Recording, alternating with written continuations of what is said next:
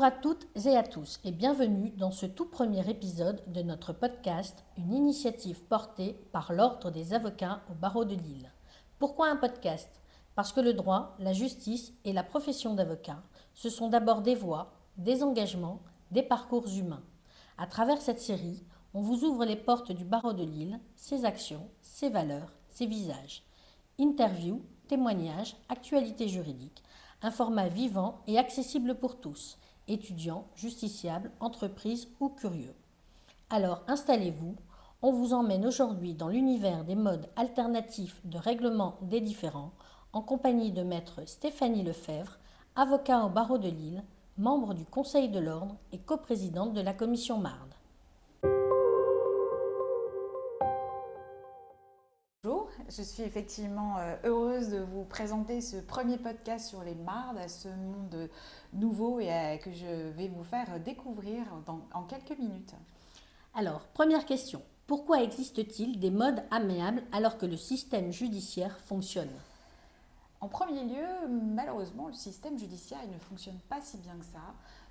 Il y a des délais qui sont fort longs. Aujourd'hui, si vous voulez saisir un juge aux affaires familiales, la première rencontre que vous aurez avec ce magistrat, ça sera dans une année.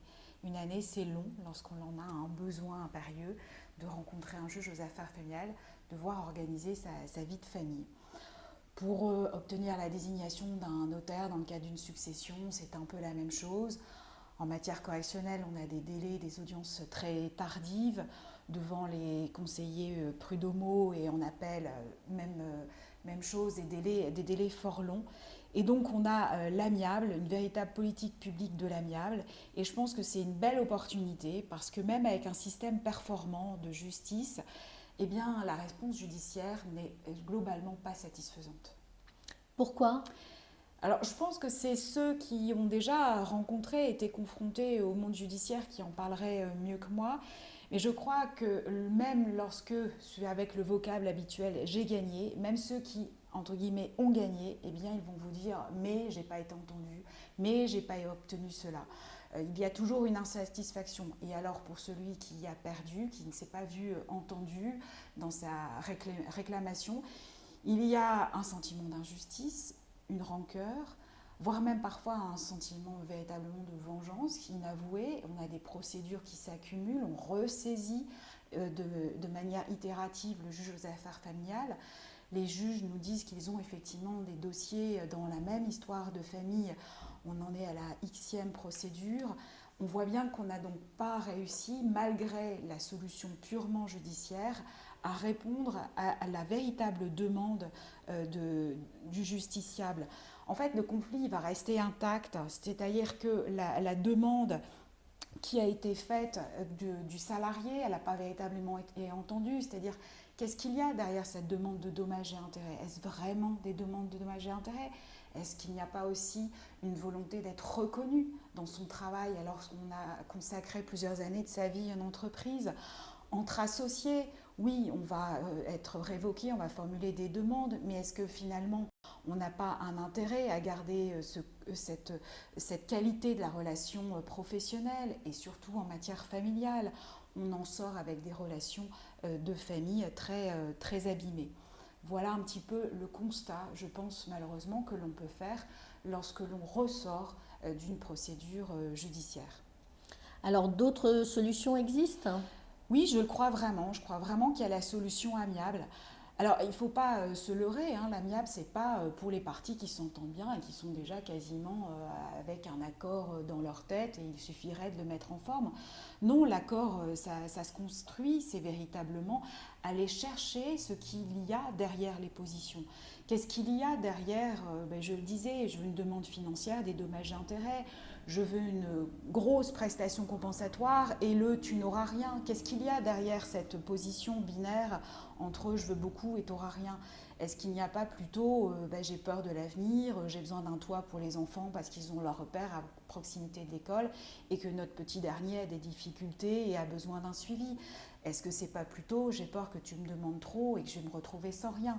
Donc je crois qu'il y a vraiment ce besoin de comprendre et d'aller au-delà des postures et des positions véritablement qui sont affichées et que nos clients nous livrent de prime abord lorsqu'on les rencontre pour la première fois.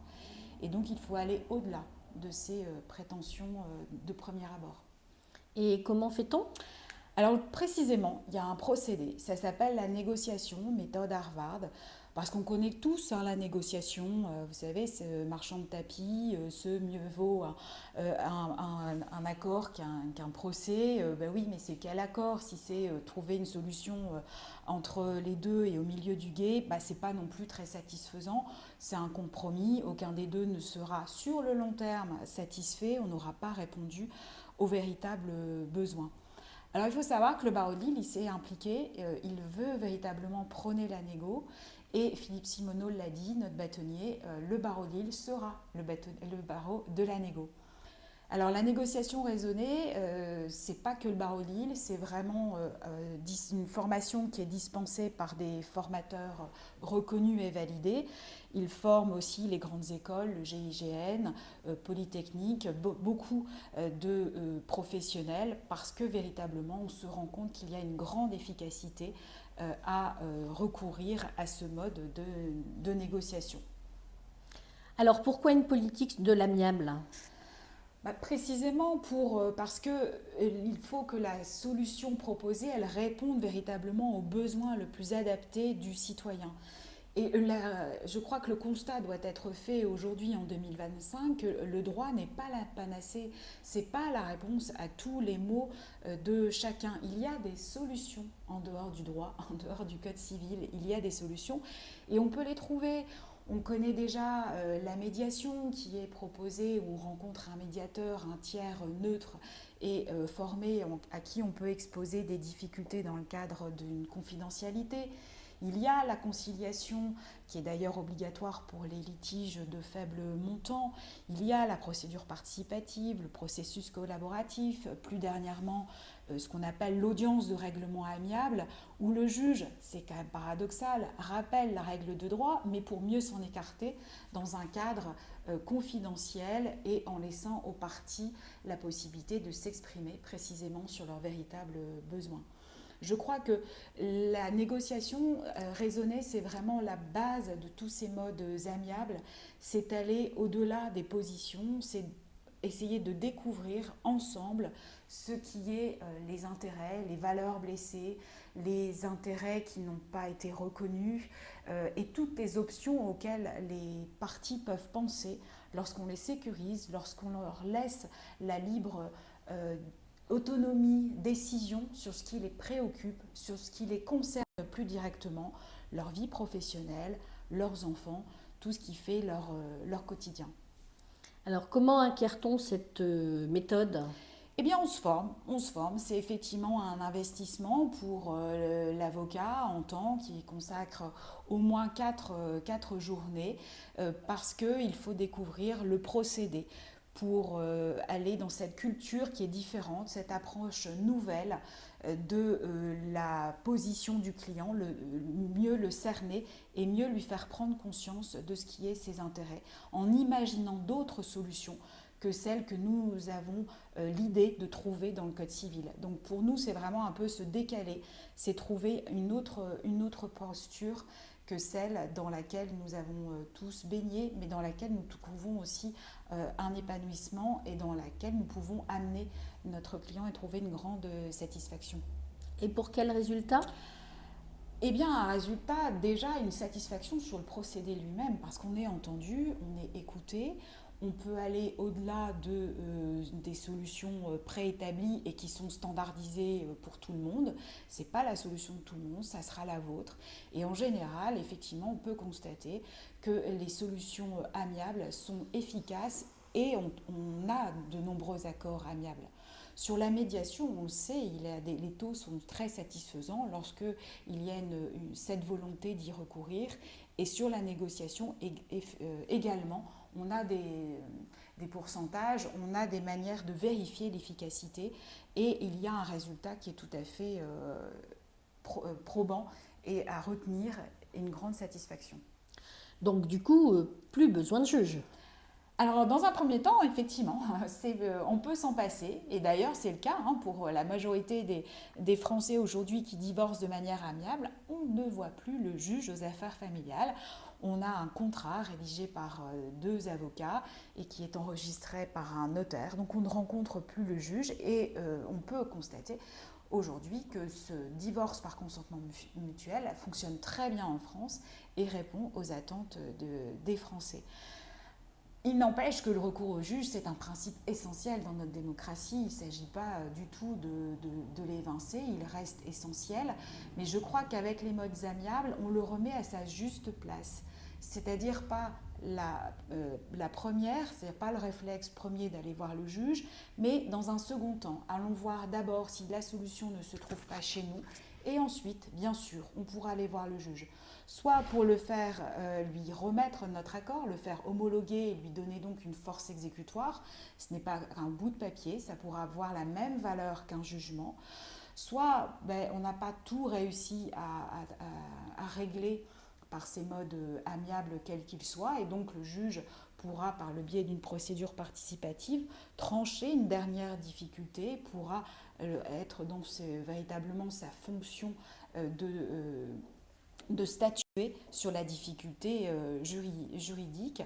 Effectivement, on n'a pas à s'en passer, mais on le laisse, à mon sens, à la juste place, en ayant trouvé en soi-même les solutions et avec l'autre. Et les conjoints, par exemple, en matière familiale, sont du coup responsables et autonomes dans leur séparation et dans leur règlement de ce qui les avait préoccupés et n'ont pas remis leur dossier entre les mains d'un juge, aussi compétent soit-il. Il n'aura qu'un temps limité, il ne connaît pas les enfants, il n'aura pas tous les tenants et les aboutissants de l'histoire familiale pour rendre une décision qui, par définition, sera aléatoire, souvent insatisfaisante, comme je l'ai dit tout à l'heure, et ne répondant pas aux besoins, puisque les véritables besoins ne lui auront pas été transmis. Et donc souvent, il va répondre à côté. Et donc là, le mode amiable permet de réparer toutes ces attentes et permet une plus grande satisfaction en ayant toujours, bien sûr, le recours au juge si besoin, dans des cas extrêmes, la violence et une urgence vraiment immédiate, bien sûr. Alors, dernière question, est-ce plus cher ? Alors on pourrait le penser, parce qu'on va effectivement y passer du temps, avoir des réunions, un dossier vraiment qui est maîtrisé dès le début, avec des réunions. Donc on pourrait penser que c'est plus long et que c'est plus cher. Eh bien ce n'est pas le cas, parce que par définition, vous avez une solution que vous maîtrisez avec un budget dès le départ qui est établi dans un délai établi, dans les 6 mois, dans les 8 mois qui sont donnés, et non pas dans un délai judiciaire que personne aujourd'hui ne peut maîtriser et qui peut durer plusieurs années. Donc un temps bien prédéfini, un budget bien prédéfini, et par définition une solution qui va être entérinée. On évite donc des voies de recours et de revenir une nouvelle fois dans 18 mois ou dans 2 ans quand on aura un nouveau sujet qui nous préoccupe ou qu'on n'aura pas vu ou qui s'avérera nécessaire. On n'aura pas besoin d'un nouveau recours au juge et donc par définition, c'est beaucoup moins cher au final cette solution amiable.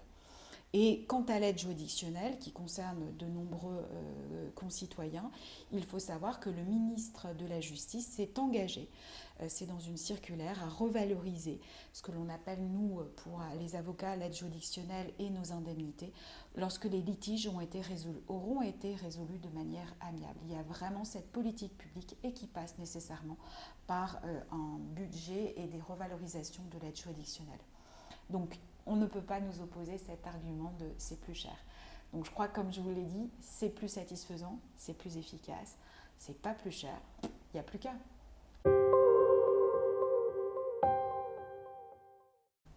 Eh bien, nous remercions Maître Stéphanie Lefebvre pour son intervention. Merci de votre écoute.